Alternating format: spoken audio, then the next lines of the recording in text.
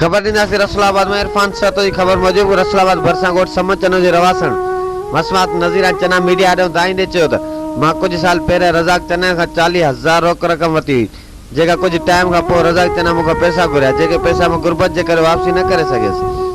जिते रज़ाक चना मूंखे ब्लैकमेल कयो ऐं मुंहिंजी इज़त सां खेॾंदो रहियो, जेको मुंहिंजी मजबूरी जो फ़ाइदो वठंदो रहियो। मुंहिंजो मुड़ुस हिकु ग़रीब मज़दूर आहे जेको भठे ते मज़दूरी कंदो आहे, जेको 300 खां 500 रुपया कमाईंदो आहे ऐं मुंहिंजा 8 मासूम बचा आहिनि, जेको घर जो ख़र्च बि पूरो न थींदो आहे।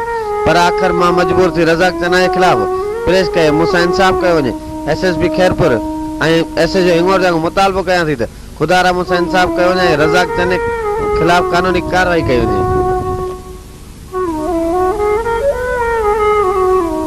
मज़लूम मारवाड़नि जे हक़नि जो आवाज़ पहुचाए आला ऐवाननि ताईं।